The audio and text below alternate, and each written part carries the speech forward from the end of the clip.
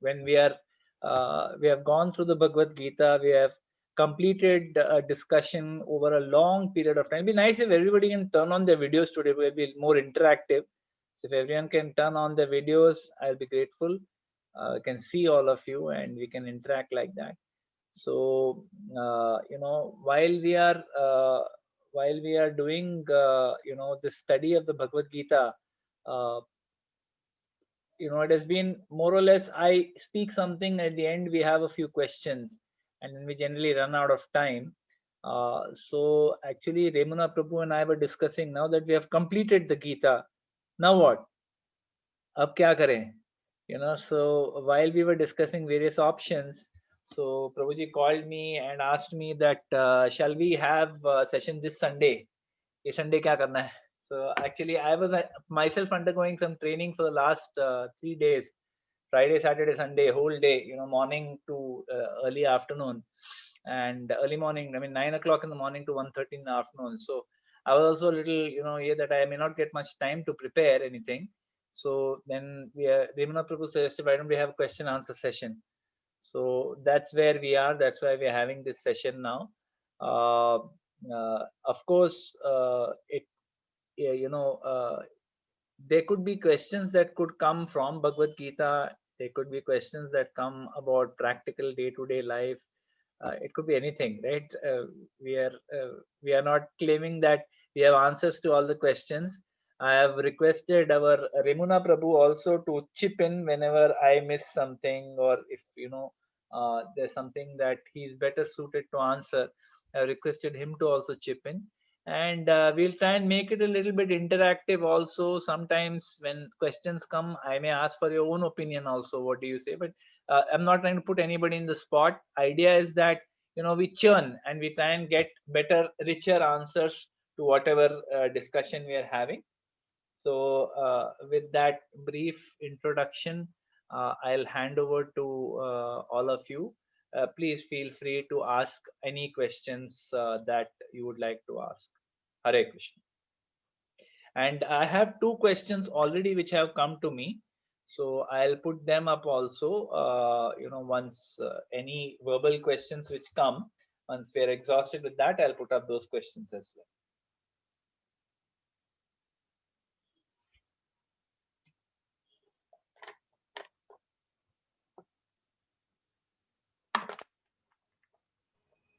Hare Krishna, Prabhuji. Biplav here. Yes, Biplav Prabhu, Hare Krishna. Yes. Prabhuji, my doubt is regarding Bhagavad Gita verse chapter 9 verse 30, which says Okay. Api chet shu duracharu bhajate mam ananya bhak sadhu reva sa mantavya samyak vyashita hisha, which Yeah. says that even if devotee he is engaged in devotional service, but even if he commits the most abominable action, still he is to be pardoned. Now, Prabhuji, this verse, and then there is another story which we have heard time and again, that when Chaitanya Mahaprabhu was there, one of his disciples, once he looked at a lady not in a proper way, and then he chastised him and he literally threw him away.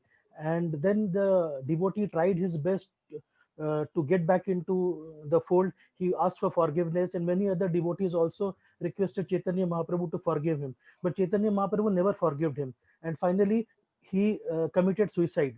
So when I hear this story and I read this verse, I think there is a contradiction.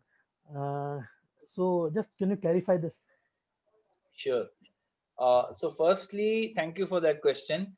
Firstly, Krishna in that verse, he doesn't say that the person, if he says if a devotee commits a mistake, right?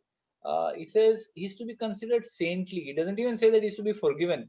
He is still to be considered saintly. Uh, So therefore, we have to understand this is the merciful nature of the Supreme Lord, and also it is his nature. He wants to make it clear that if somebody has engaged in devotional life, right, there can be ups and downs. There can be a situation where somebody may make a mistake and actually kind of maybe commit a blunder in bhakti.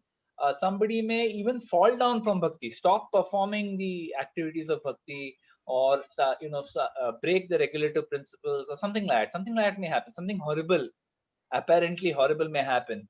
But what Krishna is trying to establish in this particular verse is that irrespective of whatever you may see externally that this devotee is committing some mistakes, that situation is between that devotee and Krishna. We are nobody to pass judgment on, oh, this devotee, why he did like this, why he did that, oh, he's like this only, he's like that only. We are nobody to pass judgment, because everyone comes with their particular conditioning. We have discussed extensively, right, the three modes of material nature, how they're controlling the behavior of a particular individual.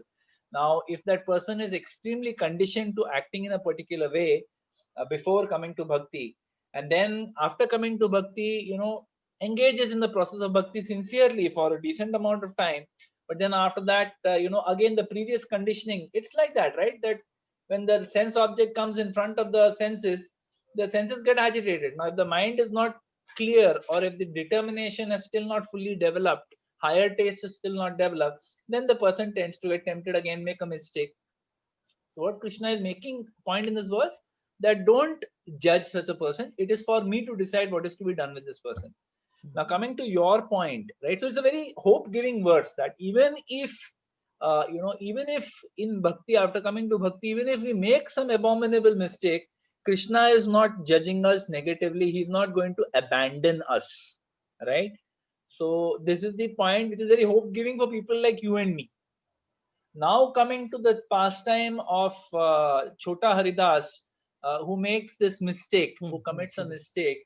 Now, why his mistake Chaitanya Mahaprabhu takes so seriously, and why it kind of seems to contradict this particular verse. So it is like this, that Chota Haridas was actually in the brahmachari or sannyas order. He was like a renunciate. Okay. So for renunciate, see, for those who are grihastas and those who are ordinary devotees like all of us, if we commit a mistake, then the Supreme Lord is saying this, that it's okay, you should still be considered saintly, it's all right. Now, in case of Chaitanya Mahaprabhu, when the Supreme Lord himself comes, right, when he himself comes, he was trying to establish, the principles of dharma. And in the process of establishing principles of dharma, he was especially strict on those who were his inner circle, right? If you see, because these are the people whom everyone is watching, if you see that, if you see there is, Aam Janta devotees who make mistakes, the Lord was very merciful towards them. Even if they made a mistake, as long as they're not blaspheming devotees, he would not, he would forgive them. If they beg forgiveness, he would forgive them. But when someone is in a very close, intimate circle of the Supreme Lord, and then commits this kind of a mistake while being in the renounced order, that's why the Lord wanted to make an example, that while you're in the renounced order, you cannot make such mistakes of glancing lustily upon a married woman. I mean, I think a married woman or widow, I don't remember. But he for a moment, it was not even a very long thing, or it's not he did anything. He just glanced like that, but in his heart, the intention was not good, right?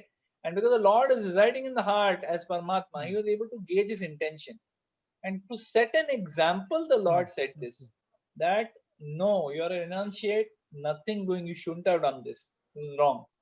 And at a different level, we can understand that even though the Lord may externally have forsaken him, and externally have told him, no, I will not forgive you, right? But we know that the Lord really never gives up on his devotee. Each devotee is very dear to the Lord, but sometimes to set an example, the Lord kaan pakad ke unko theek karte hain. So that is what happened in the case of Chota Haridas. This is my understanding. Ramana Prabhu, you want to add anything on this? Yeah, Prabhuji, you have mentioned rightly, to teach the lessons for the to teach lesson for setting up higher standard. Mahaprabhu had enacted that pastime, and then it is only done with the intimate associates of the Lord, not everybody, not common people like us. Intimate associates ke saath he does like that to set an example, high standard of how we should be conducting. Secondly, if you read the purport of 9.30, Prabhupada talks about so much on the accidental fall down. He doesn't say, see, directly, deliberately, you should not consider, okay, this verse, it doesn't give us a license to commit offenses, aparads. Any accidental fall down, yes, Krishna is there, protect us, and then protect our saintly nature. Not otherwise. If you are deliberately trying to take this verse as an example or justification and then go on committing offenses, that is, then Krishna will not protect us. So it is only talking about accidental fall down. Thank you. That's a nice clarification, Rimana Prabhu. Yeah, just Prabhu, reading this purport, yes. I wanted to ensure before I say, it's there in the purport. If last section, if you read, yes, the last part clearly mentions. Thank you. Bipla Prabhu, does that answer your question? Yes, Prabhuji. Yes, clear. Okay, thank you. Prabhuji. Any other questions, anybody?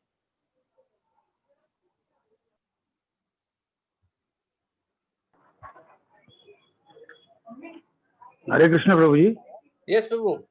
I just want to add further to Vipla Prabhu's question that it is said that when Chota Haridas was delivered, and in his next life he used to interact with Mahaprabhu, giving him because Chota Haridas used to discuss with Mahaprabhu with about Harikatha and all that. So it is said that in his next life also he was coming and discussing with Chaitanya Mahaprabhu about the pastimes. Okay. So he was in a way he was delivered also. Thank you.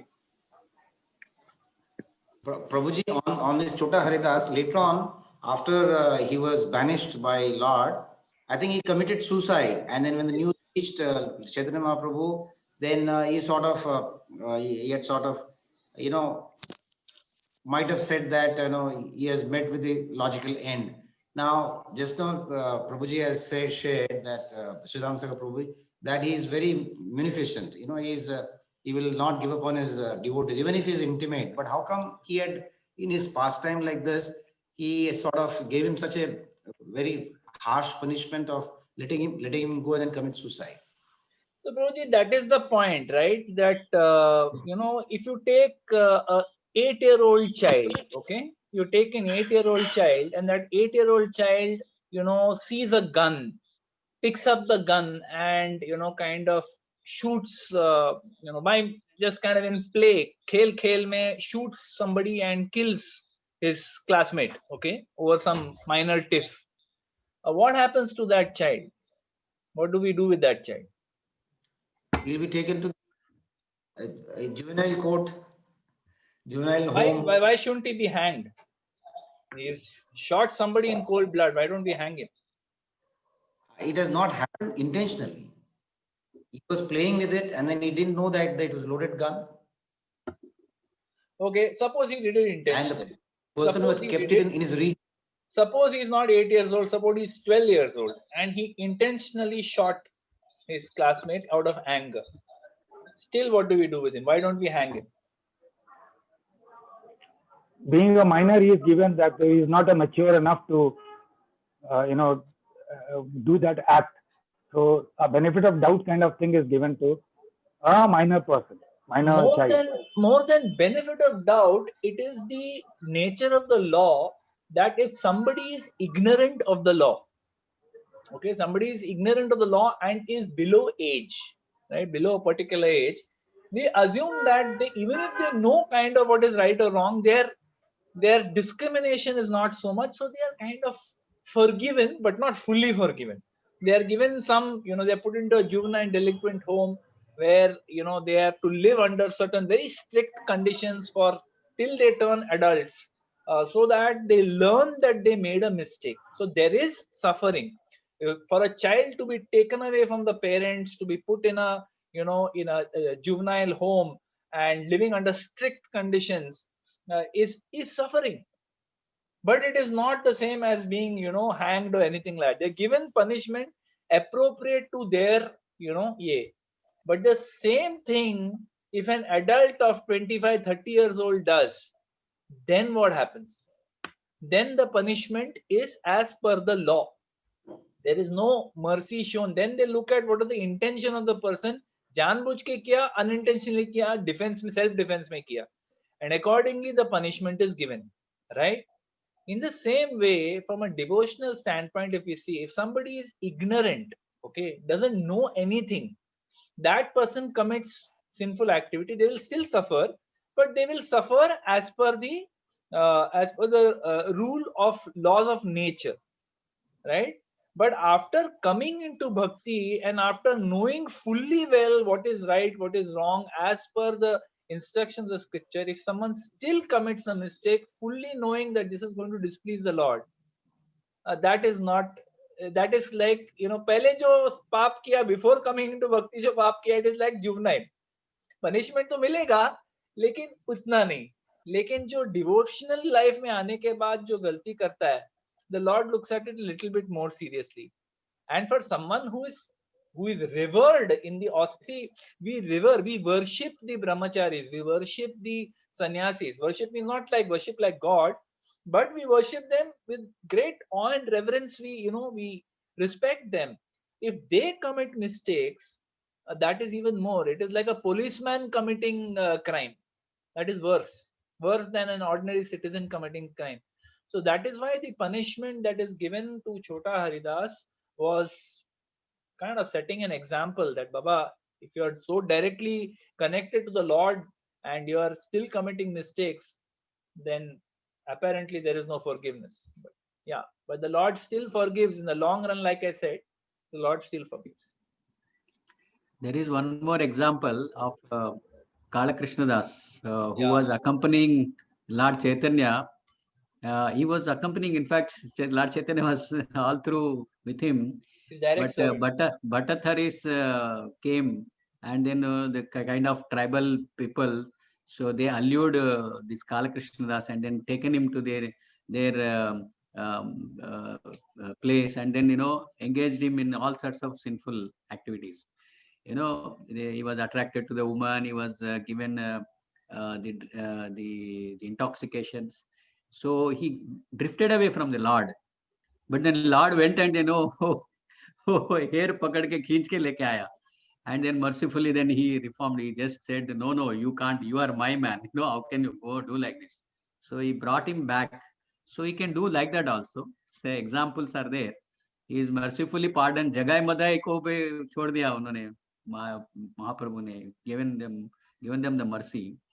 It all different situations, Lord acts in a different way, so that certain examples, certain leela pastimes, so that we can learn the lessons. That is only. All right. Next question. Any other questions? Next question.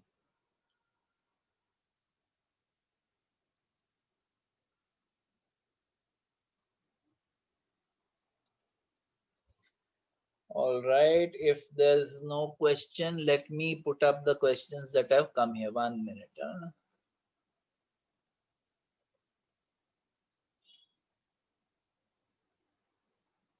Okay.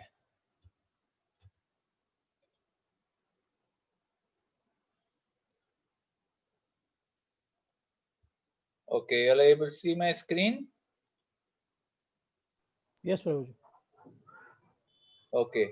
So one question that came was, Sanatan Dharma is the oldest religion. Still, how other religions and its preachers have inflicted so much damage to us till date and trying to malign the followers of Sanatan Dharma. So this is a good question, because it's like a question coming out of natural, that why is this happening? Why should this happen? So we have to understand that while Sanatan Dharma is the oldest religion, it is not that the other religions that are existing in the world are not bona fide. or that they are, in some way they are, they're good. Each of these religions have been, they have come up at a particular time, place, and circumstance, and according to what, the person's nature is, according to what their spiritual development is, a particular kind of empowered Shaktavesh avatar was sent, who then preached that particular religion, who was directly empowered by the Lord to preach a particular religious process, and they had their followers and they started following. Now the question is that, forget about these other religions. Even in our religion it's the same thing, right? That the instructions of Sanatan Dharma have been around for millions of years, right? But by the very influence of the age of Kali, these principles start getting diminished, or they start getting lost. The Brahminical class stops following the instruction. The Kshatriyas stop following the Brahmanas. The Vaishyas stop paying tax to the Kshatriyas, and the Shudras don't want to work for anyone. So that's how things start deteriorating. Now, today what we look at religion, okay, today in the last, let's say, 100 years, or let's say last 1,000 years, right, what we have seen in terms of religion is many people have actually lost the essence of what religion is. The purpose of any religion is what, including Sanatan Dharma, including Islam, including Sikhism, including Christianity, Judaism, whichever, right? All these religions, the basic principle of religion is what? That it should help us to develop love for God, to understand that we are spirit souls who are part and parcel of God, and therefore our eternal constitutional position is to serve God and love Him. That is what is the essence of all religions. However, over a period of time, all these religions, the followers of these religions actually lost track of the essence of religion, and then religion became a means of getting power. That, I will use what religious knowledge I have, for getting power, for usurping power, for increasing. If you have more followers, you have more power, right? If, like kings, if a king is a king of Maharashtra and he goes and he usurps the land of Gujarat, now because he's controlling Maharashtra and Gujarat, he has more followers, more people under his control, means he has more power. So instead of using religion to deliver people, people started using religion to increase their individual power. So it became more of a power statement, a statement of how much money I have, how much power I have, than actually about, okay, delivering more and more people. And that's how, all religions started getting diminished in the age of Kali. So whether we look at, the I'll not take names, but any religion we take, it became about a power race, a race to power. That how can we get more followers? How can we be more powerful? And in the meantime, our Sanatan Dharma, which is Sanatan, it is eternal. The principles that are given in Sanatan Dharma are the highest principles. There is no doubt. If one does an objective comparison between different religious processes, while the essence may be same, the details that are given in Sanatan Dharma, the very depth that is there, the very breadth and depth that is there in our religious scriptures and our Shastra, our sadhus, our acharyas, there is no comparison. It is unbelievable, the breadth and depth that we have. However, if people are not following our own religion, people are not following our own scriptures, and instead start doing something, something like, let me take the example. Let's talk about our own Sanatan Dharma. That earlier the system of Varnashram, right? What was that? System of Varnashram was like this: that there were the Brahmanas who were seen to be the head of society. They were the head, the top. But the Brahmanas themselves did not have any means of income. They had no means of income. They had no power. What was their power? Their power was the fact that they really deeply had studied scriptures, and they were living by those scriptures, living a pure life, which is not dependent on anybody. Therefore, they're completely dependent on the mercy of the Lord. This is what were the Brahmanas. And then there were the Kshatriyas, who are the kings or the administrative class, who had power, who had courage, who had strength, right? Physical strength, physical courage they had, and they depended on the Brahmanas for guidance, right? That how should I administer my state? How should I? What is the right punishment to give to this person? What is the reward to be given to this person? Should I attack that state? Should I just sit with what I am doing? How do I encourage my, my subjects, people who are my praja? How do I encourage them to take shelter of Krishna? So this is what a Kshatriya, right? Who was a leader who took guidance from the Brahmanas. Then there were the Vaishyas, who were the people who did trade and commerce, who did farming, who did cow protection, who did business. They generated money.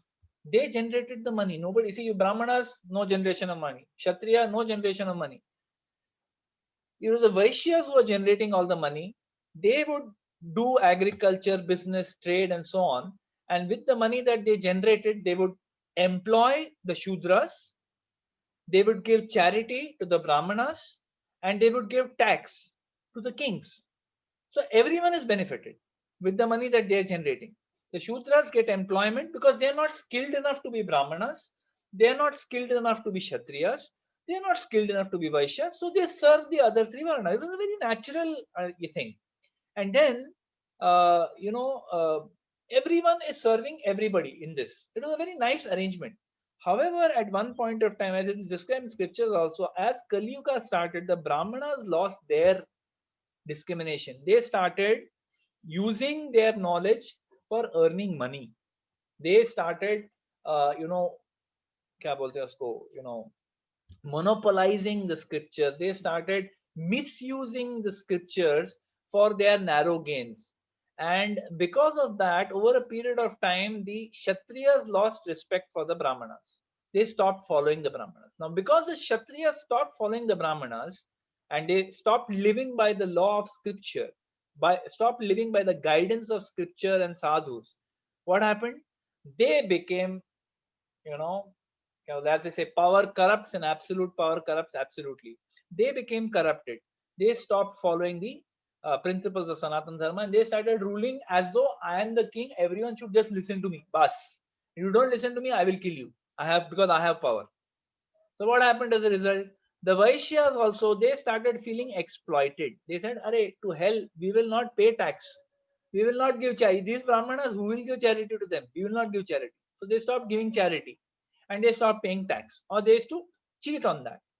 So as a result, all the four Varnas, kind of deteriorated, because we ourselves are not following our religion.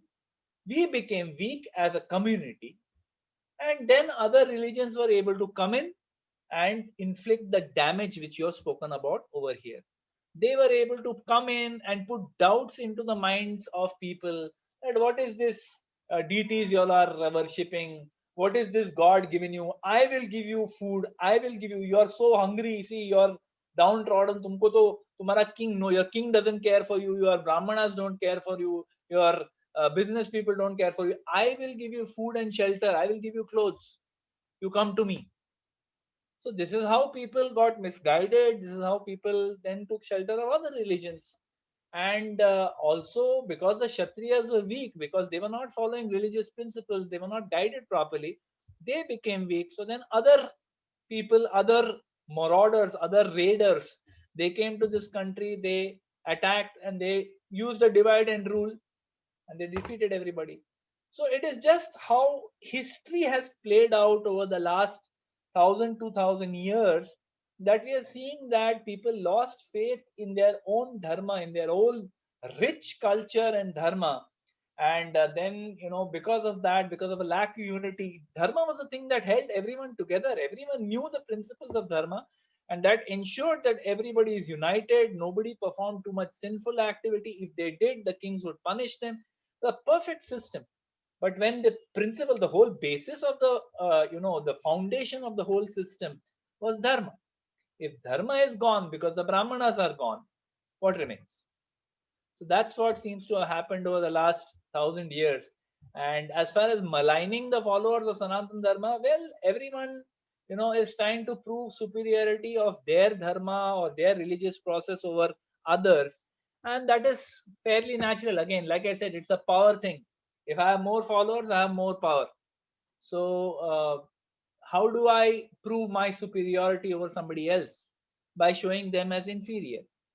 And how I'm able to show inferior. Now, for example, if suppose you don't know me at all, okay, you don't know me at all, you have never met me, or you have very rarely you have met me, and somebody comes and starts maligning about me. Arey, wo aisa hai, wo aisa hai, he's like this, he's like that. Someone starts coming and maligning. Now, if you have never met me, you have never had any interaction with me, what's going to happen? You're going to kind of, yeah, could be, even I have experienced, these people are like that, and you may have a small experience. That person gives you 100 things, and whether they're true or not, you're not verified, and therefore you start believing it. However, if you have been exposed to your own scriptures, if you have read Shrimad Bhagavad Gita, if you have read Shrimad Bhagavatam, you have even heard it like 5-6 times, you will immediately know when somebody tries to malign. No, sorry, sir.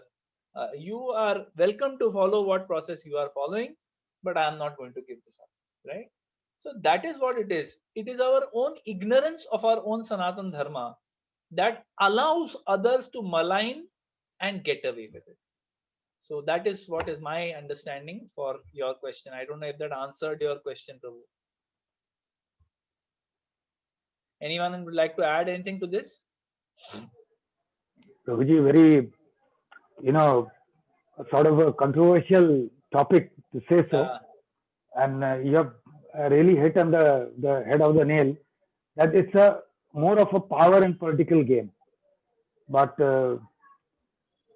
I would like to say that only dharma, which was, as already we have studied so much and all, the only dharma which is there on this earth is Sanatan Dharma, which was eternal.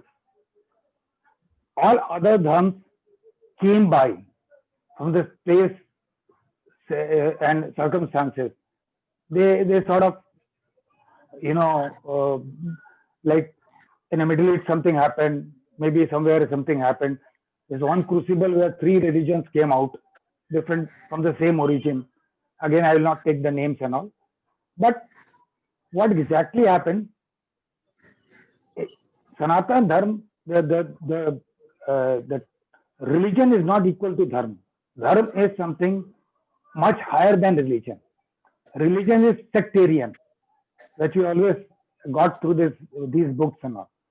That our Bhagavad Gita doesn't talk about any religion. It talks about dharma. That means dharma is much bigger than religion. Well, I'll just temper that point, Prabhu. That see, dharma is what it is, the constitutional nature of the living entity, right? To do a particular, it's the nature of a living entity to serve the Lord. That is dharma, right? Now, how to serve the Lord is what religion teaches us. Religion is basically a process. Dharma is a nature. Religion is a process. So I'll not say one is bigger or the other is bigger, but both have their place. So dharma teaches us the general principles. Religion kind of brings it into focus, sharp focus, that this is what you need to do. Now, these are all English words, right? Religion and dharma is a Sanskrit word. But religion is also basically about a process that helps you to connect with God. Like we say yoga, nobody really knows what yoga means. But yoga basically means to connect, to join. To join with whom? To join with the Supreme Lord. So while these terms are used very interchangeably and all, for us, understanding is that any religion any religion which is bona fide, which is mentioned in scriptures, which is coming through revealed scriptures, is good. If you're following that religion, whatever point of time it came, if you really follow, you will still attain, over a period of time, you will still attain the lotus feet of the Lord. But Prabhuji, I was responding to the question part yeah, because the Sanatan Dharma doesn't go on the expansionism is not a part of this dharma. yeah, However, all other dharma, all other religions, so to call, they all have expansion as their prime agenda, and their another agenda is to wipe off all other dharmas.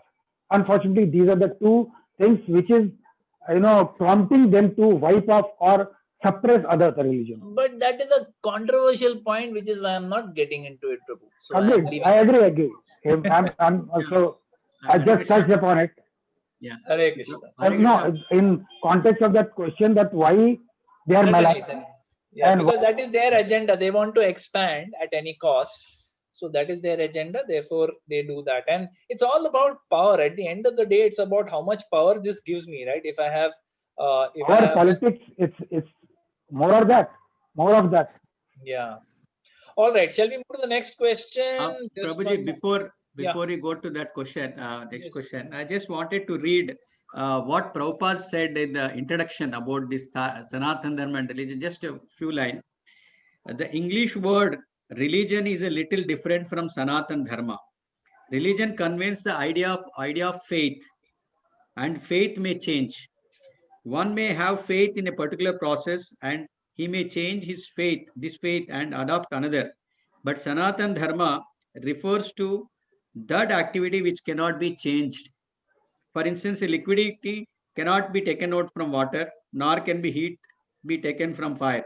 Similarly, the eternal function of the eternal living entity cannot be taken from the living entity. Sanatan Dharma is eternal integral with a living entity. When we speak of Sanatan Dharma, therefore, we must take it for granted on the authority of Sripad Ramanujacharya that it has neither beginning nor end. So Prabhupada basically is talking about the Sanatan Dharma here. What is our eternal Dharma?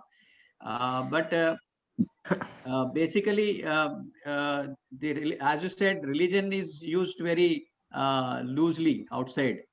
So that is why Prabhupada is mentioning here, religion is as a faith. All right. There was one also in the Russian, there is an example. Russia may artificial shortage they created of the food. And then to convert the people into godless society and make them to convert them to communism. So they artificially created one time, and then people starving, and then they came to authorities and they said, now you ask food for God, no? Why? Where is God? Your God now. You ask him, let him provide food. Then they said, no, please help us. Then they started releasing the food from the stock, and then that's how the communism. So this is basically exploitation, Shoshan, that started doing that. And of course, but if you see the entire in the world and the time since long time, if such kind of atrocities have happened on other religions, they would have wiped out by now other faiths. But since Sanatan Dharma has its roots very strong, deeply, and then Sanatan Dharma is already eternal, even though so many things have happened, still standing. That we should understand, and that we can take it forward only by our own process. Like Prabhuji mentioned, we should be strict.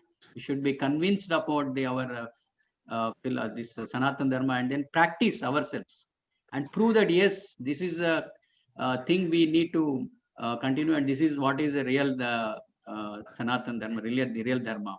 So Yeah, that actually, we should Prabhupada said, go by our examples. Prabhupada said that if we have even one follower who is reading my books, Yeah.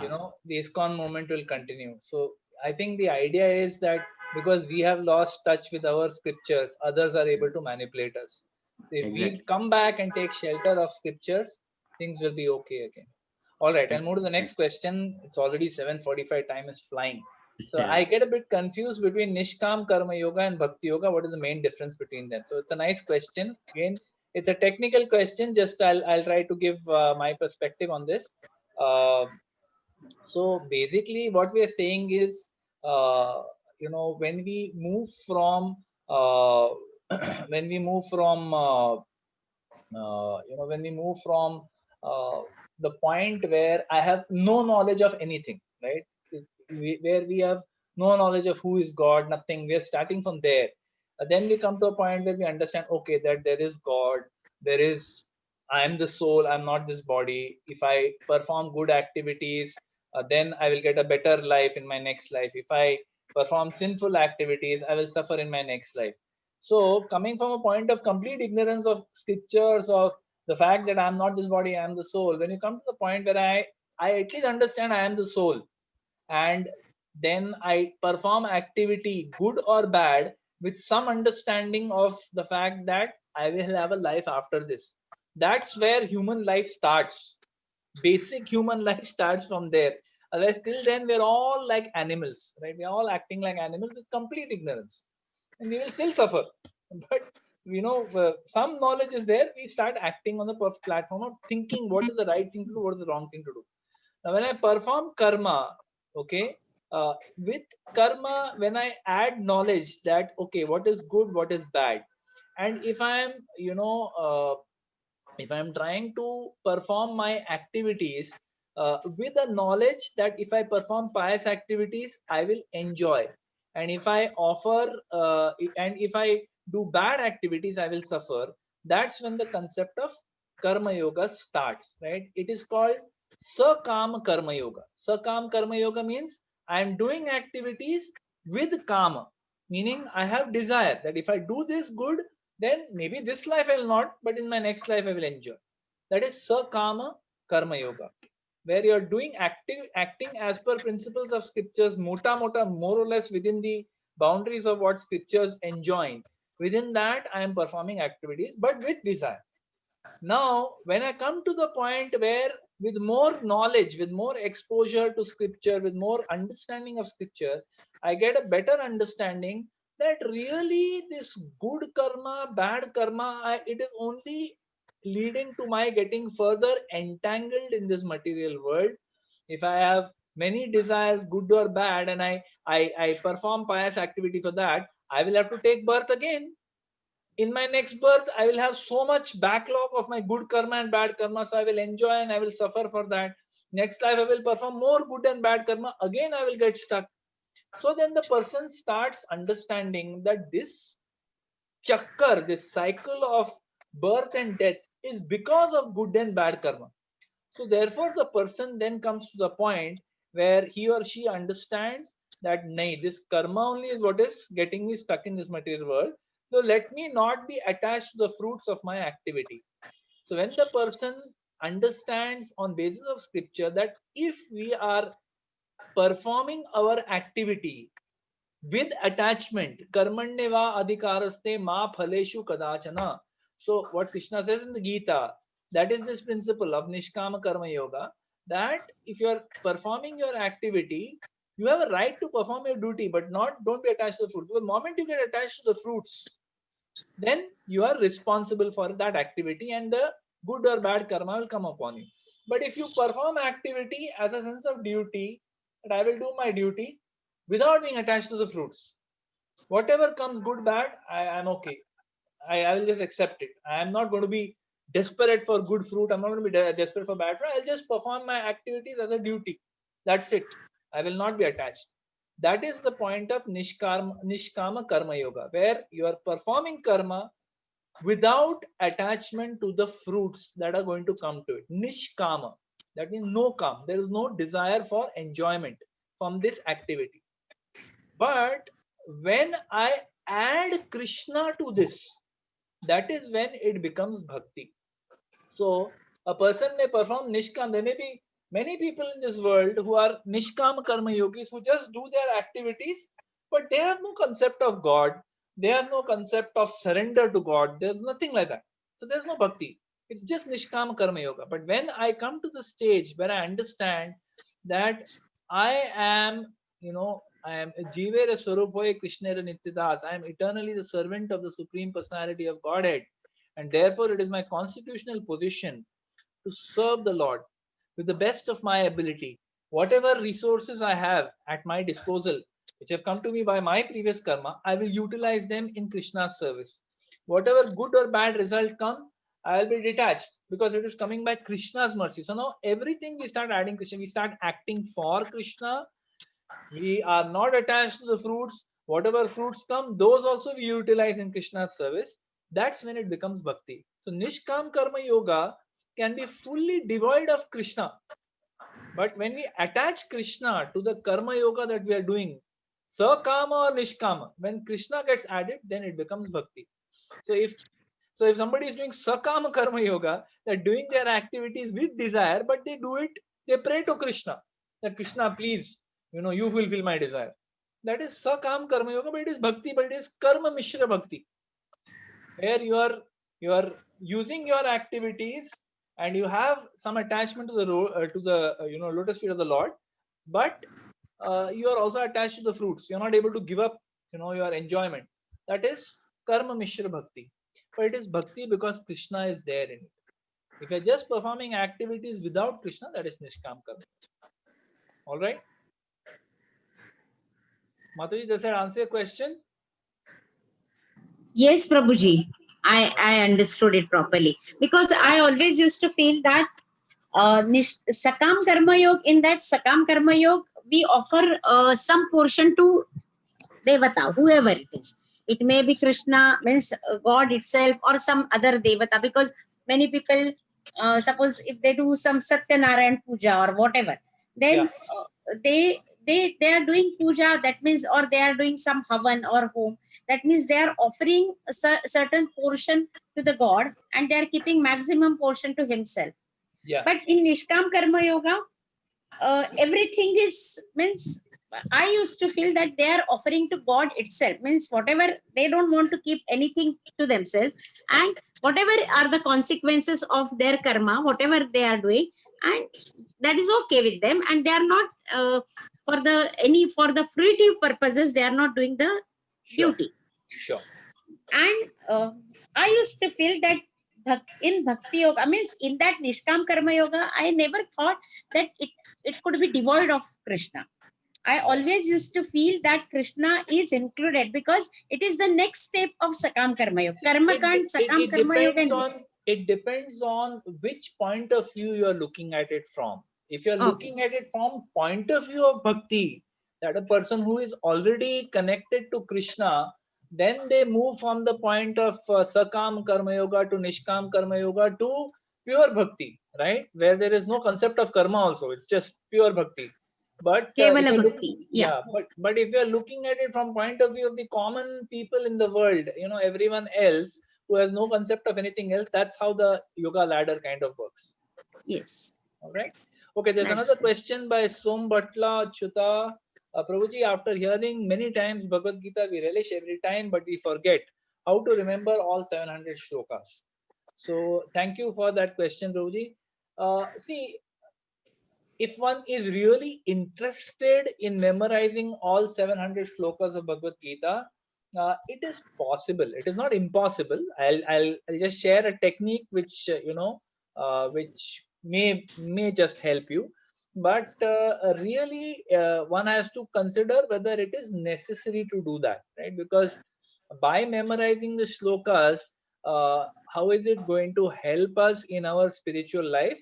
To consider that if I'm going to use it for preaching to people, I'm going to use my scholarship or memory of the Bhagavad Gita verses to preach to people, to bring them to the point of surrendering to Krishna. Oh, that is wonderful. But if I memorize the Bhagavad Gita and that makes me proud, that's actually going to hurt my prospects in bhakti. So one needs to just look at what is the intention with which we are studying Bhagavad Gita. If you are studying it with the perspective that, hey, I want to use my knowledge to inspire more and more people to come and take shelter of the instructions of Bhagavad Gita and to surrender to Krishna, which is the ultimate purpose. So rather than memorizing, one is that if I can memorize and use it to preach, wonderful. If I can't memorize, I mean, not everybody has the capacity to memorize verses. Frankly, there are some people who just are naturals at it, and some people who kitna bhi fight marega, wo ek do verse se zyada seekh nahi sakta hai. But more than memorizing even what 700 chodo mein bola, even 5 verses, if we are able to even recognize and understand even one verse of the Bhagavad Gita and really apply it in our lives with all sincerity, that is far more powerful than memorizing 700 verses. Now, that being said, let me share what we can do to memorize Bhagavad Gita. One thing, like we have, if you see small children, how do they memorize? Small children memorize by hearing, by again and again hearing. Like, our children used to go to this Gopal's Garden High School, which is an ISKCON managed school.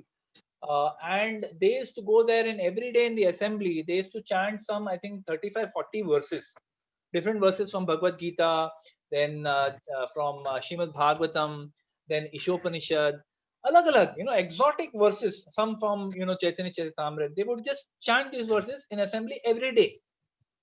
So from the child who is 4 years old to the child who is 15 years old, they are all hearing these verses every day. And by hearing and hearing, they memorized. My children once, I remember distinctly, this is about maybe 7, 8 years back. That time they were still small. I was preparing some verse from Shrimad Bhagavatam, for a lecture. And I just some random verse.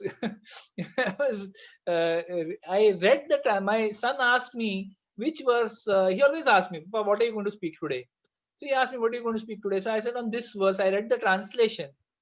When I read the translation, my daughter and son both read the verse. They just chanted the verse like that. It just came out. And I immediately paid obeisances to them. I said, "Wow, amazing. How come you all are able to remember this verse?" They said, No. We used to hear this in school in our assembly. So, point is, by constant hearing, we are able to remember. So, if you want to memorize the Bhagavad Gita, like, there is a Radha Gopinath Prabhu, for example, has chanted all 18 chapters in a beautiful meter. You can keep hearing that again and again. By that, you will be able to memorize.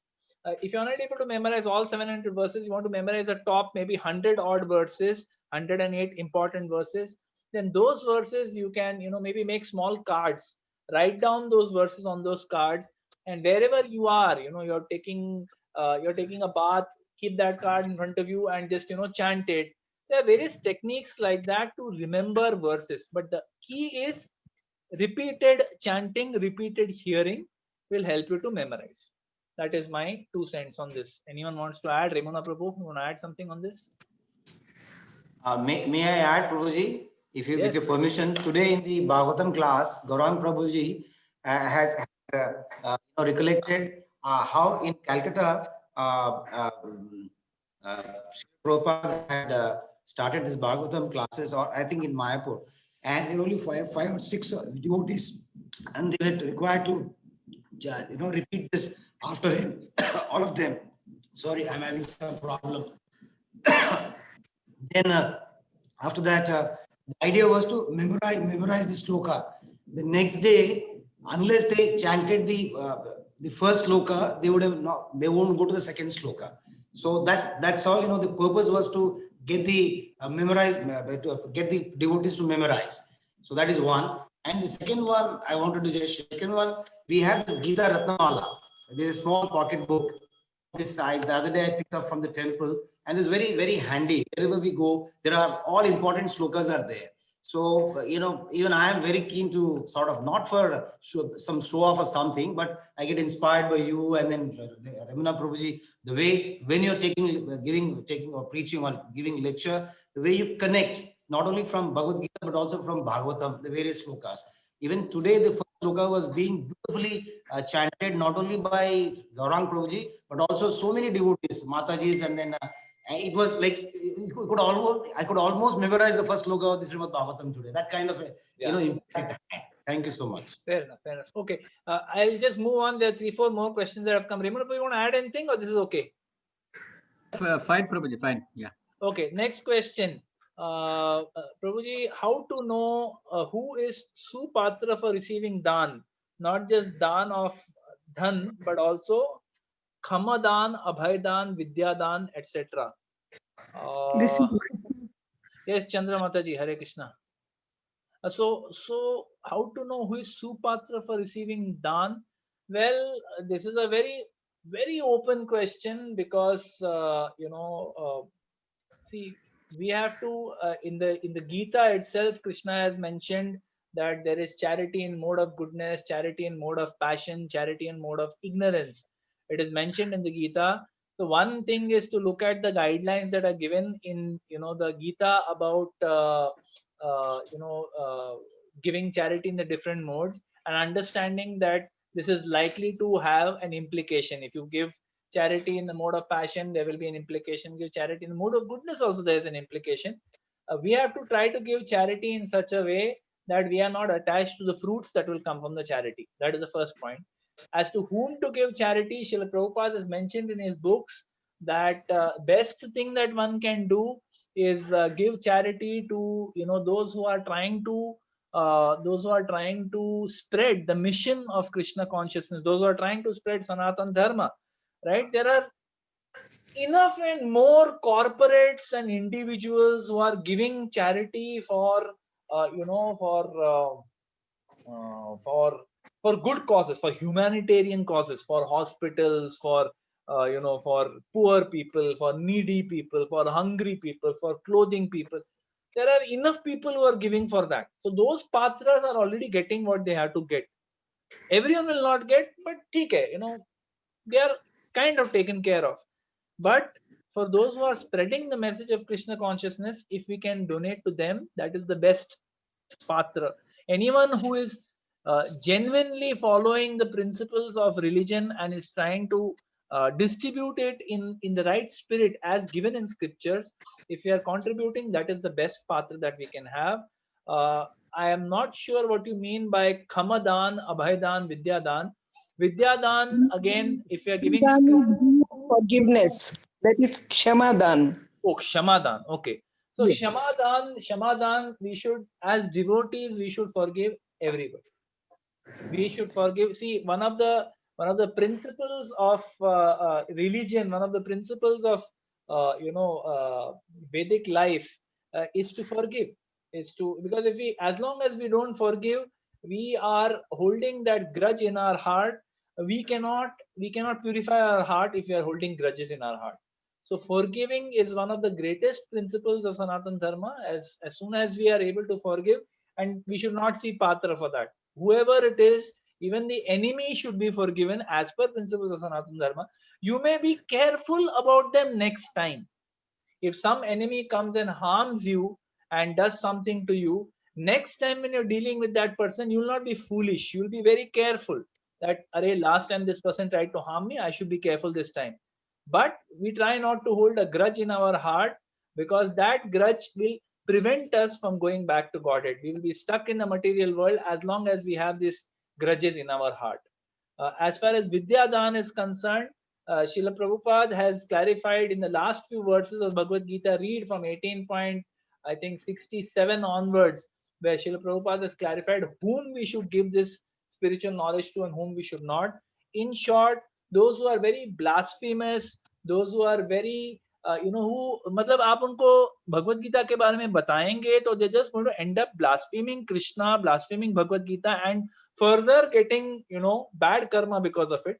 Such people were better off not giving Vidyadan. But someone who is innocent, someone who is inquisitive, someone who is Deen Dukhi, who is really in trouble, as Krishna explains in the Gita, Arthi, Artharthi, Jigyasu, and Jnani. These four categories of people surrender to me. We can give to any of these people Vidyadan because they are the appropriate people who are ready for receiving Krishna. So this is a Supatra for Dan of Dhan, Shama. Abhaydan we cannot give, Mataji. Abhaydan we can only connect people to the Supreme Personality of Godhead, Shri Ram or Shri Krishna. They can give Abhaydan. We cannot give Abhaydan. We are not, we are not. No, this was not giving me. It was a general point, Abhaydan. Yeah. Anybody, even any authority, say government, or judges giving Abhaydan. So many times it is misused. That's why I put this word. Yeah. So does this answer your question, Mataji? Yes, Prabhuji. Thank you. All right. Let's move to the next one. Is there an example for every shloka for easy understanding and remembering? Can you please share article or book on this? Again, Sombatla Prabhu, I haven't understood your question. Can you please speak up and clarify? Hare Krishna Prabhuji. Hare Krishna. Prabhuji, due to this Kali Yuga of limited memory, retention, and knowledge, we read the Bhagavad Gita, we understand the Bhagavad Gita. I don't know. For me, I am saying we forget it. So I was just thinking of, is there any example? So examples are very easy to remember. So can we have anything for every sloka? So it is easy for the people to make it understand and to remember also. Well, if we read the purports of Srila Prabhupada, Bhaktivedanta Swami Prabhupada, ISKCON's Bhagavad Gita as it is, if we read practically for every verse, he has given a purport. In those purports, he speaks about 3 or 4 things. There will be a philosophical point that jumps out of the purport and hits you. Very often, there is some reference to some pastime, or some pastime from the scriptures, from Bhagavatam, from the Puranas, or from he gives a philosophical reference from the Upanishads or something like that. So there will be a philosophical point. There will be a practical application. There will be so these things are there in the scriptures. In the Bhagavad Gita, it is very nicely described. Analogies also, Srila Prabhupada gives lots of analogies in every purport. You'll see some analogies which help us to understand practically how we can apply this verse in our life. See, remembering the verses is a good thing, right? Especially at time of difficulty, if you're able to remember. And this is the most difficult part, while you may be able to memorize a verse. If someone tells me, I can just reel off a verse. But when really difficulty comes in my life and I'm struggling, at that time am I able to remember the verse? That will only happen if we are constantly associating with devotees, we are constantly hearing Hari Katha from devotees, then Krishna, and we are practicing bhakti, right? If you are practicing bhakti and sincerely trying to take shelter of the holy names, Hare Krishna, Krishna Krishna, Hare Hare, Hare Ram, Ram Ram, Hare Hare, which is the dharma for this age. It is a yuga dharma to chant the holy names. If we take shelter of holy names, we perform the process of bhakti. Krishna says, Tesham satata yuktanam bhajatam priti purvakam dadami buddhi yogam tam yenamam upayantite. Krishna says, I will provide that buddhi yoga, that knowledge will come to you, that smriti, that remembrance will come to you from the super soul within your heart. Krishna is residing in our heart as super soul.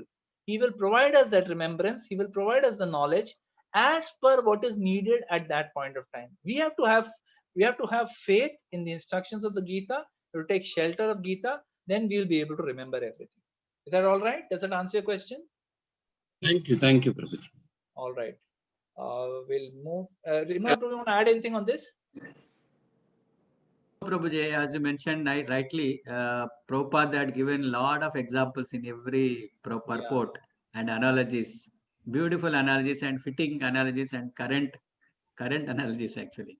So that will help us to both understand and memorize. See, some people are able to memorize by examples like you put over here. So a lot of nice examples Prabhupada gives. You see this particular verse which I referred just now, 2.40. Just read the purport. So beautiful. Because the verse padh ke kuch palle nahi padega. If you read the translation, you will understand nothing. But when you read the purport, bingo, it's like enlightenment. So please refer to those purports. Okay. Also, sometimes word to word meanings also Prabhupada had given. Yeah. If you read that, then that also help us. Word to word meaning you should. Yeah. All right. Then next question by Vinod. Hare Krishna, blessed to be part of satsang. Here you have read somewhere that even if one does not know the meaning of the shlokas, Bhagavad Gita is still good to read. Is it correct? Yes, very much, because Bhagavad Gita is the direct Vani of the Supreme Lord, right? It is directly coming from Krishna, and because it is coming from Krishna, it is non-different than Krishna. So even if I don't understand a word of what I'm reading, even if I, while reading, make all kinds of mistakes, my pronunciation is all over the place, if we make the effort of associating with Krishna in the form of Bhagavad Gita, on a regular basis with a sincere heart, that my Lord, I don't know, Baba, मेरे को तो कुछ समझ में नहीं आ रहा है, but because this is you, this Bhagavad Gita is non-different than you, therefore I will take shelter, I will hear, I will read, I will make an attempt. The Lord is very pleased. There's a story of a Brahmana in Srirangam, who was, when Lord Chaitanya Mahaprabhu, who is Krishna himself, he had come to Srirangam, and there he saw one Brahmana, particular Brahmana, who was chanting the verses of Bhagavad Gita, but he was not chanting properly. He was not able to pronounce one verse also properly. All kinds of mistakes he was making. And all the other Brahmanas over there, they were laughing. They were making fun of him. Hey, how you are reading? You're not able to read properly also. They were making fun of him. But Chaitanya Mahaprabhu, because he is the Supreme Lord, he went and he knows the intention of the Brahmana in his heart. He went and he saw this Brahmana was crying. Tears of ecstasy were coming out of his eyes when he was reading the Bhagavatam, when he was reading the Bhagavad Gita. So Chaitanya Mahaprabhu went to him and asked him that, what is this? What is the secret that you are crying like this? So then this Brahmana explained that, my Lord, I am an illiterate person. Though I am Brahminical, but I am illiterate. I don't have much, ability to read. But my Guru has instructed me that I should read Bhagavad Gita every day. Therefore, tuta puta jaise bhi hai, I am reading every day. Right? So the Lord was very pleased. He said, wonderful, wonderful. You are reading Bhagavad Gita with this mood that my Guru has told me, even if you're not reading properly. Wonderful, very nice. But I want to understand, why are there tears coming from my eyes? What is the reason behind this? So then the Brahmana explained that when I read the Bhagavad Gita, I remember that scene where Arjuna tells, Senayor Ubhayor Madhye, please take me to the middle of this Sena. And I remember that scene where Krishna, Supreme Personality of Godhead, creator of everything, maintainer of everything, who is the source of everything, he is taking this role of a servant, of a menial driver of a chariot, of a sarathi. He is taking that role. For whom? For his pure devotee. He is willing to take such a menial role. When I just think of this merciful nature of Krishna, I cannot control my tears. The tears just come out. And when Chaitanya Mahaprabhu heard this, he embraced him and said, you have truly understood what is Bhagavad Gita. You have truly understood Krishna. And he gave him pure love of Krishna. So from this we can understand that even if we are not perfect in our reading, we are not perfect in our hearing, we are not perfect in our reading, in our saying the verses of Gita, it does not matter.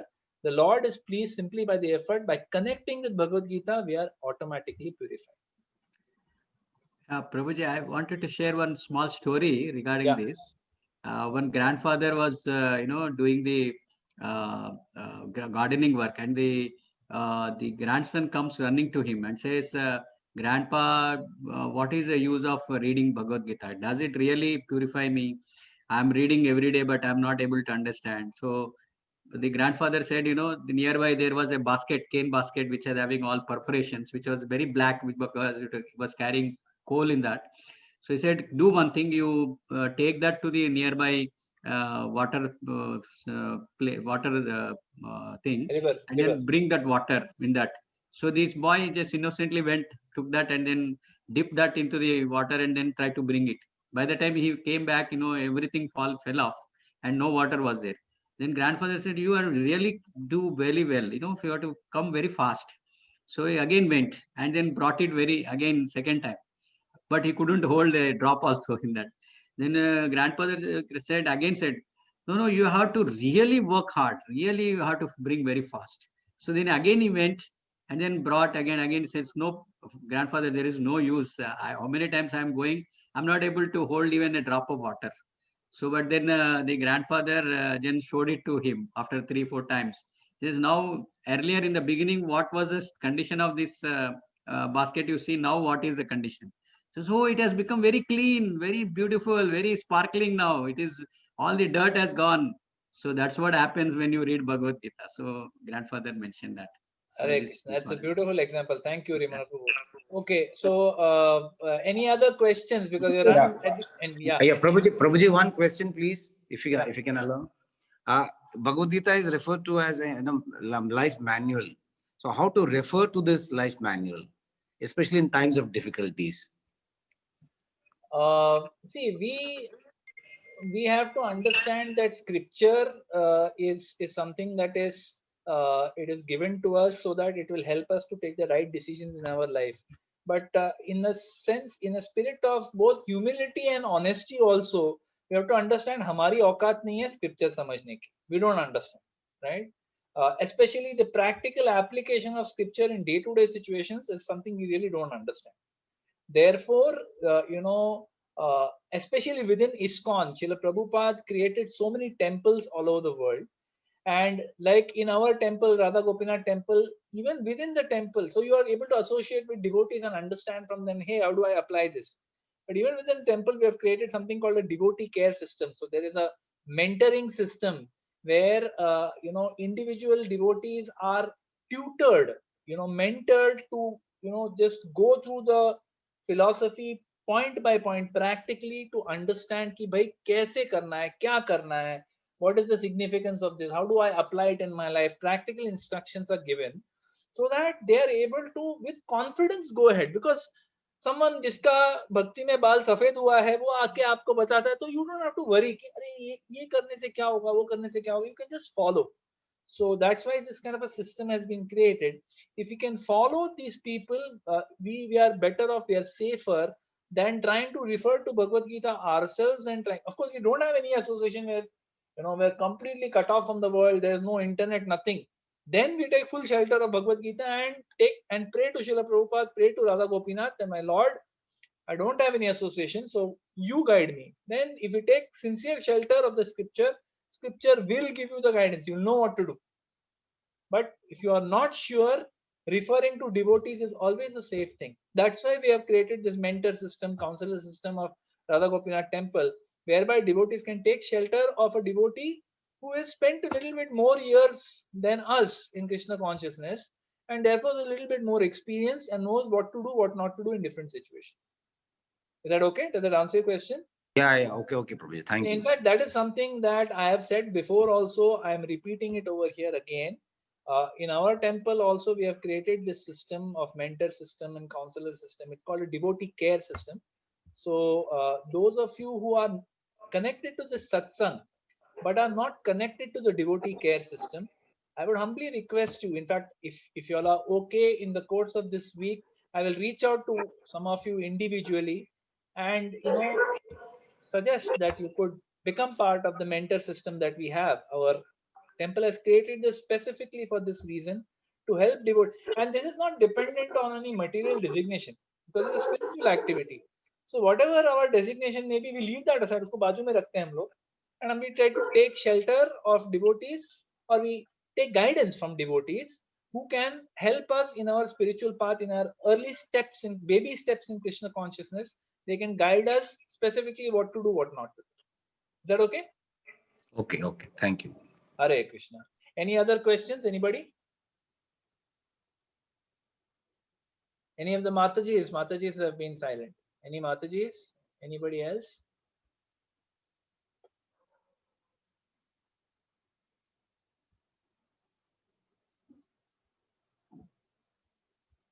All right. So looks like we are appearing at the end of the questions.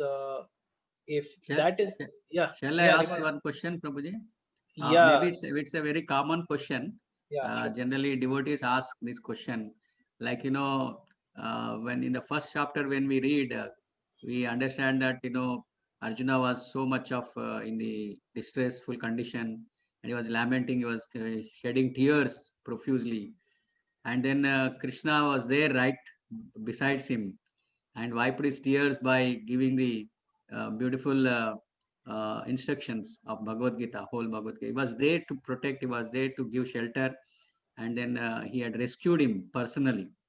But what about us in these times of difficult situations when we face in our lives? We don't have Krishna our sides besides, and then give us this. So how do we cope up this? Which is pretty much similar to what our Ishwar Prabhu was asking in a sense, because see, we don't have Krishna directly. But we have Krishna. Krishna in Kali Yuga has incarnated in various forms, right? He has incarnated in the holy names. If we take full shelter of the holy names and we have no other access to any, we already spoke about association of devotees. If we take association of senior devotees, most of our doubts get clarified like that only. In fact, just by associating with devotees and seeing their enthusiasm and their faith, their conviction, our faith also becomes, otherwise when we are shaky sometimes, Arey, kya, ye aisa kyun hua, Arey, waisa kyun hua, we become shaky. But when you go and meet with some devotee who's very, very settled in bhakti, is very comfortable, and uska faith एकदम unshakable है. ऐसा व्यक्ति के साथ 5 minute बैठ के बात किया ना, तो अपना conviction सब doubts just evaporate, गुल हो जाता है वो. Just by associating with sincere senior devotees, our doubts vanish. If we don't have association, what can we do? We can take shelter of the books of Srila Prabhupada. We can take shelter of the holy name. We can worship deities. We can do many things. Srimad Bhagavatam is not different than Krishna. Krishna, when he was leaving at the end of his Leela on this earth, when he was leaving this earth, at that time, he specifically mentions Srimad Bhagavatam that he is giving this Srimad Bhagavatam, which is himself, which is him. Bhagavatam is not different than Krishna. It is compared to the body of Krishna. So this Srimad Bhagavatam was given so that we can take shelter of Krishna directly. Even if you don't have shelter of Krishna, the person, but he is present in his holy names. He is present in Srimad Bhagavatam. He is present in the bona fide deities. So if we worship deities, we worship the Srimad Bhagavad Gita or Bhagavatam, we worship the holy name by chanting Hare Krishna, Krishna Krishna, Hare Hare, Hare Ram, Ram Ram, Hare Hare. Nam Namakari Bahuda Nija Sarva Shaktis. Krishna has empowered the holy names completely. So if we chant the holy names, everything will be revealed in the heart. But if we don't have that experience by reading Gita, reading Bhagavatam, by chanting the holy names, if we have still not got those realizations, which we will not get, it will take time. Till that time, we should associate with senior devotees. It is a must. We should associate with senior devotees because they will tell us where we are going wrong. They will be able to guide us. So by taking association of senior devotees, we are in a safer position. Maybe 20 years back, it was not that easy. Today, it is very easy thanks to Zoom, thanks to cell phones. Everyone is available 24/7 on video if you want. So where there is a will, we will find a way. So if we really have a desire to resolve some questions that we have in Krishna consciousness, please reach out. Right? I am requesting this congregation here that if you don't have a mentor, you don't have a counselor, please reach out. We are here to serve you. We are happy to serve you in whatever. If not us, go to somebody else. But take shelter of that system that has been created by Radha Gopinath Temple. It has worked for tens of thousands of devotees. हम कोई special नहीं है कि हमारे लिए work नहीं करे. It will work for everybody like it is work for everybody. It will work for us also. So we should just take shelter. We do that shelter of the system, automatically many of our questions will get answered. Till we have direct darshan of Supreme Lord and we can ask him all our questions, till then he has given us his Vaishnavas, he has given us his scriptures, he has given us his temples, he has given us his dhams. All these things give us direct exposure to Krishna. He's given us his prasad. We take shelter of these things till we have direct exposure to Krishna. And holy name. And holy name, of course. Yes. Thank you. Prabhuji, one small question, if you permit, please. Last yes. one. In 18th chapter, 58 sloka, Mat Chitta Sarva Durgani Mat Prasadat Tarishasi. If you become conscious of me, you will pass over all the obstacles of condition like my grace. Now, this is conscious of me is nothing but surrender to him. Yeah, I mean, see, point is that Krishna gives us, he says, yoga kshemam vahamyaham, right? Krishna says that, I will carry what you lack, and, I will preserve what you have and I'll carry what you lack. So Krishna has given us assurance in various places of the Gita that, I will take care of you, right? And obstacles will come anyway, you know, in our life, whether we are devotees or we are non-devotees, obstacles are so anyway going to come. Uska hum kuch kar nahi sakte. But what we have to understand is, if we are Krishna conscious, conscious of me means if we are Krishna conscious, then whatever obstacles come, we will have the kshamata, the ability to understand these obstacles are coming in my life. They are also coming by the grace of Krishna. They are coming by my own karma. My bad karma is coming back to me. Let me not blame anybody. Because when we are not having knowledge, we tend to make mistakes. But when we have knowledge, then it becomes very easy. We know that, oh, this is coming to me because of my own karma. This Krishna is sending to me for my own purification. So let me just, try to handle it with the best of my ability. Praying to Krishna, give me the ability to handle this obstacle. Let me not lose your shelter. The devotee is not afraid of any obstacle. Devotee is not afraid of any difficulty in this material world. Devotee is afraid of only one thing. What is that? He is afraid that he will forget Krishna. He will lose the association of devotees. Devotee is only afraid of this. As long as we don't forget Krishna, as long as we have the association of devotees and Krishna's books and the holy name, any obstacle that comes, Krishna gives us the ability. He'll never give us a test which we will fail. He's not sadist like some of the, the people who set exams in engineering or engineering entrance. They have to be sadist. They have to shortlist so that only the best come through. But Krishna is not like that. He will give you obstacles so that you are purified, your karma is burnt off, and you will come closer to him. For devotees, this is a good thought maybe to conclude. For people who are not in Krishna consciousness, death is a horrible thing, because it takes us closer to that point where everything we have strived for in this life is going to be snatched away from us by cruel death. But for devotees of Krishna, death is a beautiful thing, because with every step, every year that passes, we discussed in the New Year resolutions, which I don't know we did here, but anyway, New Year resolutions, that with every step that you come closer, every year that passes, devotees become ecstatic, because it means that much closer I'm coming to Krishna. Death is, for devotees, death means it is Krishna. He comes as death, but he comes as Krishna for devotees. And for people who are completely engrossed in the material world, it comes as Kala, as death. So as devotees, we are very okay. Whatever obstacles come, whatever comes, that's fine, because I'm just coming one step closer to Krishna.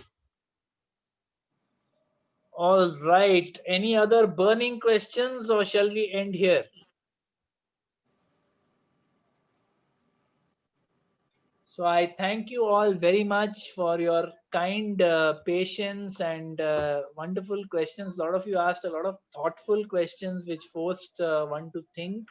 And I sincerely hope that we're able to answer those questions at least partly satisfactorily. If we have satisfied you, it is only by the glories of Srila Prabhupada and our Gurudev, who has taught us all these principles over decades. We have heard from them, therefore we are able to just repeat what we have heard. And if something was not good, it is clearly because of our own conditioning, our own foolishness, and we beg forgiveness from all of you for that.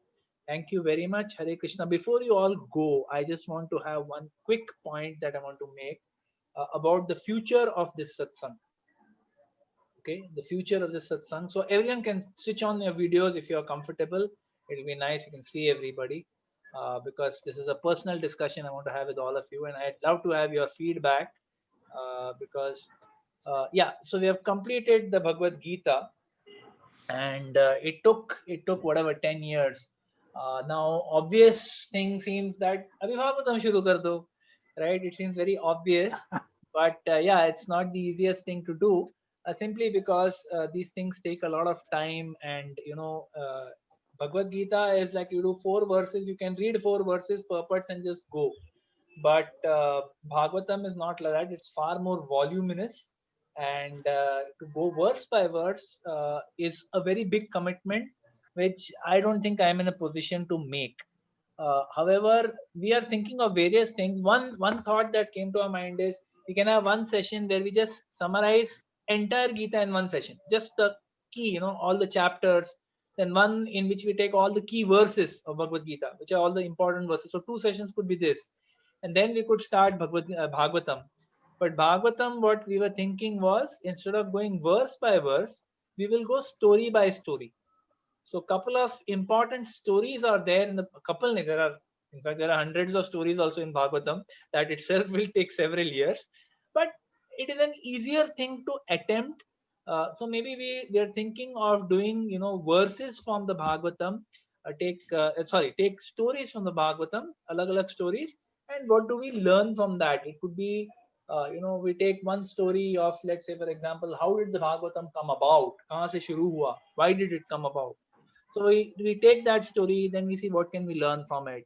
Then we see the story of Parikshit Maharaj being cursed by Shringi, right? So how did this happen? What is the impact of that in today's day and age, right? So that is what we were thinking of doing. I wanted to share this with all of you and take feedback. And honestly, I don't know how long I'll be able to carry this. Honestly, I don't know, because there are many more responsibilities that are coming up. It is becoming increasingly difficult to continue. But till whatever time we can continue, we'll continue. So I wanted to take feedback and take blessings of all of you before we start on this thing. The two sessions on Gita summary, and then we, with prayers and blessings of all Vaishnavas, we start Bhagavatam in story form rather than verse form. If everyone is keen to do verse form, anyway, our Remuna Prabhu has created a Shrimad Bhagavatam study group, which I think twice a week they meet. Twice a week, Remuna Prabhu? Yes, Prabhu, twice a week. Wednesday and Friday. Yeah, so that they're anyway systematically studying verse by verse. And they've already reached what, 5th chapter? Yeah, 5th chapter. 5th chapter of the 1st canto. So they have already moved forward. Gadi already nikal gayi hai. So you can always join that Gadi, if you want to go verse by verse. But when we're doing like this, we will do it, kind of pastime wise. And that also I am saying I will do. I don't know how it will really pan out, but I seek your blessings and feedback. Hare Krishna. Over to you. Anybody has any comment or any feedback on this? Love to hear. I think it's a wonderful idea, Prabhuji, because as you said, we are already doing, verse by verse separately. But going forward, we can have Srimad Bhagavatam on a story basis. That will be attractive to many people, when you put it on story basis. All right. Any other? And it can happen that there may be.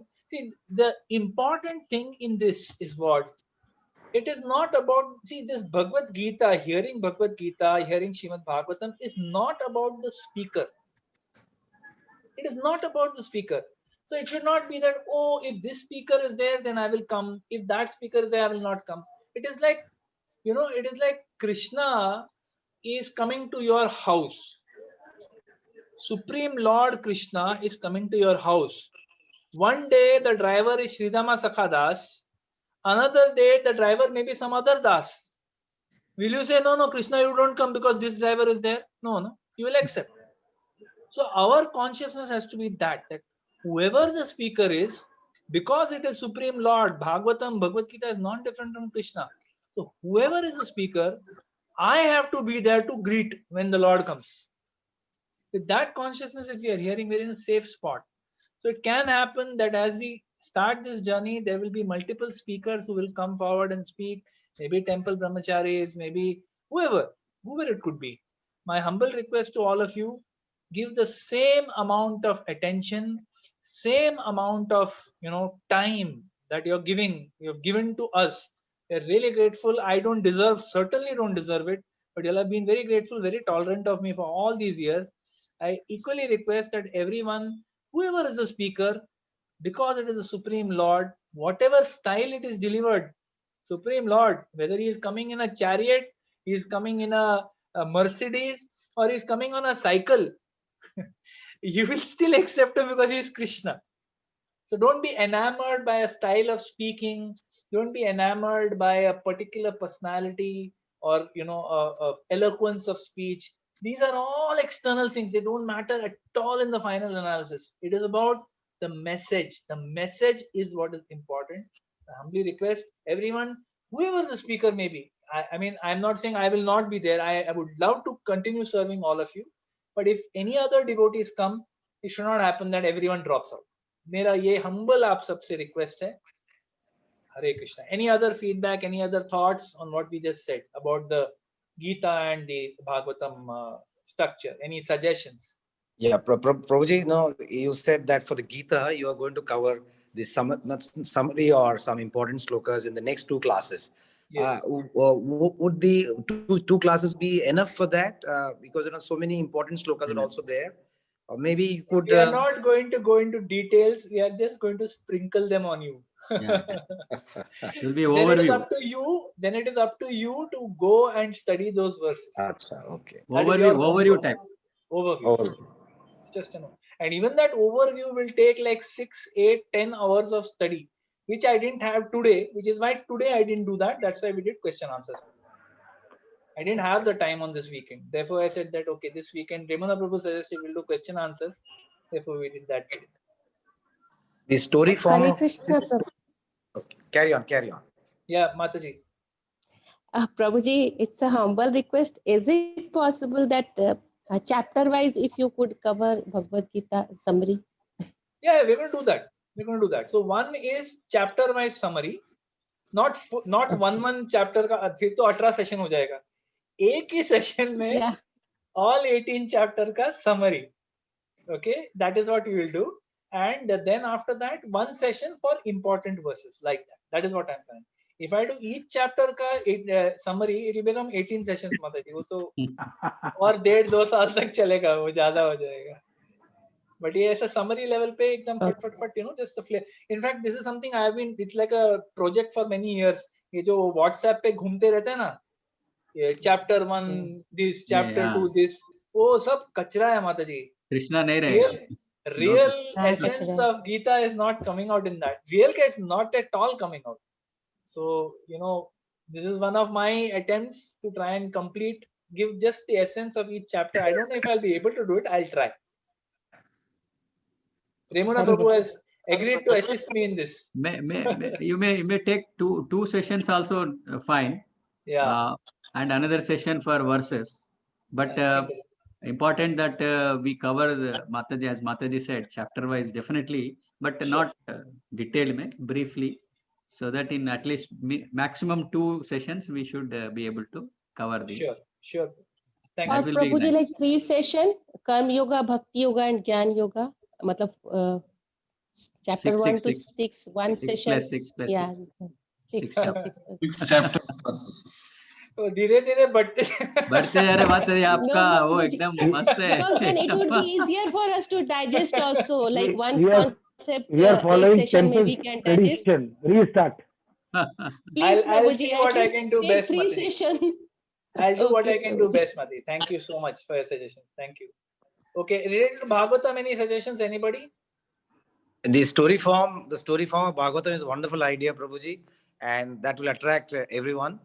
Because already we are going through the verse by verse Bhagavatam study families there, and the story form there is the condensed form also, which Radha Gopinath Prabhuji's Grace has also said in his Padashray lectures, how to take the help of reading Bhagavatam. So one of them is the this condensed form, which is in the story form. So your stories also will help us to understand the entire all stories so well. Sure, thank you.